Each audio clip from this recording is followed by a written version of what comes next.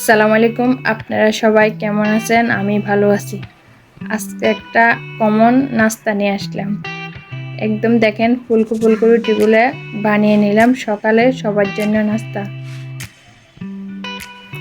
সকালে শ্বশুর শাশুড়ি উঠার আগে, বাচ্চারা উঠার আগে দিয়ে নাস্তাগুলো বানিয়ে রেখে দিতে হয়, না উঠার পরে আমি নাস্তাগুলো বানাতে পারিনি। একদম পারফেক্ট রুটিগুলো বানিয়ে টেবিলে ওদের জন্য রেখে দিলাম।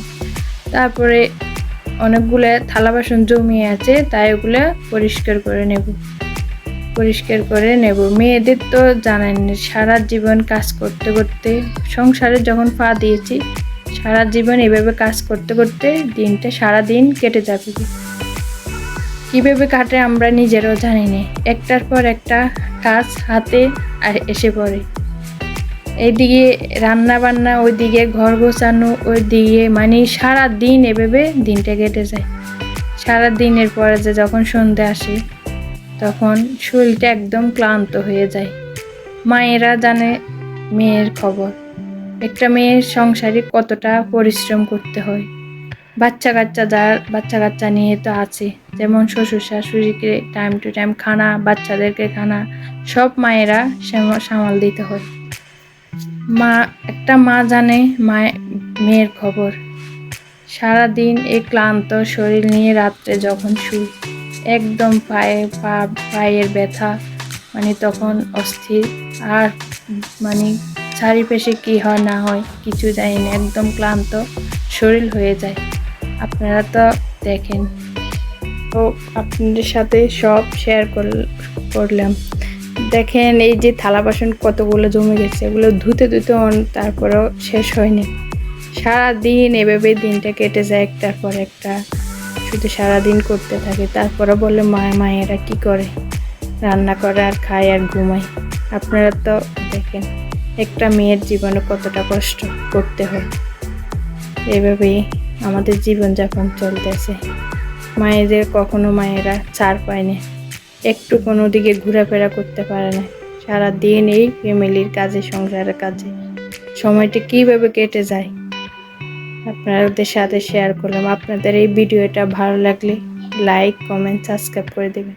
আপনাদেরকে নতুন নতুন ভিডিও নিয়ে আসার, আপনারা যদি কমেন্টে জানান নতুন নতুন ভিডিও নিয়ে আসবো। এই তো আপনারা আমাকে সাপোর্ট করার কারণে আজকে আমার 2000 সাবস্ক্রাইবার হয়ে গেছে। আপনাদের ভালোবাসা, আপনাদেরকে অসংখ্য ধন্যবাদ। এই তো আমার এদিকে চাটা চুলে বসিয়ে দিলাম। কাজ করতে করতে একদম ক্লান্ত, এখন একটু চা খাইয়ে শরীরটা ফ্রেশ করব।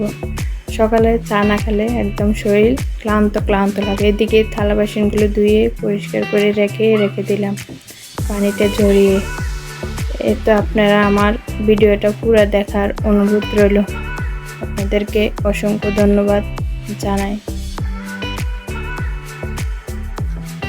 মেয়েদের জীবনে অনেক কষ্ট। এদিকে বেসিনটা একদম অপরিষ্কার হয়ে রইল, তাই একটু বেসিনটাকে একটু ক্লিন করে নিলাম। আপনারা কমেন্টে জানাবেন আমার বেসিনটা কীরকম, আপনাদের কি ভালো লাগে।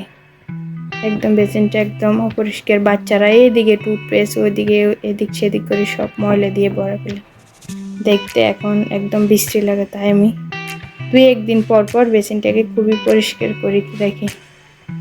এটা আপনাদের সাথে একটু শেয়ার করলাম।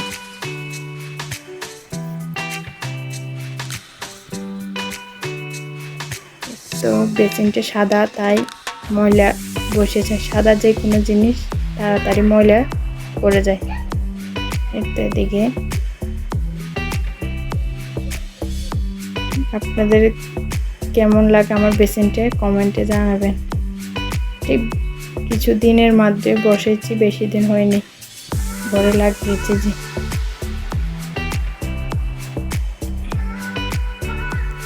আপনাদেরকে অসংখ্য ধন্যবাদ জানাই, আমার ভিডিওটা পুরো দেখবেন। তো এদিকে একটু আজকে প্যানগুলো একদম ময়লা হয়ে গেছে, তাই একটু প্যানগুলো পরিষ্কার করে নিলাম। প্যানগুলো পরিষ্কার করে কাটে দেখছি না অনেক ময়লা পড়ে রয়েছে, তাই ময়লাগুলো ঝাড়ু দিয়ে ওই ময়লাগুলো উঠিয়ে নেব। দেখেন এদিকে আজকে কতদিন ধরে বৃষ্টি হওয়ার কারণে সব ধুলিবালি একদম উলহুল হয়ে গেছে, তাই একটু পরিষ্কার করে নেব আজকে। তা আপনাদের সাথে একটু শেয়ার করলাম। আপনাদের কেমন লাগে, কেমন হয়েছে ভিডিওটা কমেন্টে জানাবেন। আপনারা পুরো ভিডিওটা দেখার অনুরোধ রইল। আমার পুরো ভিডিওটা দেখেন, এই যে ফ্যানটা একদম পরিষ্কার করে নিলাম, একদম ভালো করে ক্লিন করে নিলাম। এখন খাটটা একটু যা ময়লাগুলো সবগুলো উঠিয়ে নেব।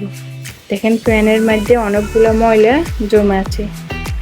আমার ছেলের হাতে সবগুলা পরিষ্কার করে নিয়ে এখন আমি ওই ময়লাগুলো ঝাড়ু দিয়ে ফেলে দেব। বাচ্চারা এদিক সেদিক সব সরিয়ে ফেলবে। আপনারা পুরো ভিডিওটা দেখবেন। দেখুন ময়লাগুলো একদম জমে গেছে। আজকে প্রায় 1-2 মাস ধরে প্যান্টটা পরিষ্কার করতেছি না, প্যান্টটা অনেক ময়লা হয়ে গেছে। তাই প্যান্টটাকে পরিষ্কার করে দেখুন এই যে কতগুলো ময়লা জমছে দেখছেন, এগুলো এখন পরিষ্কার করে নেব।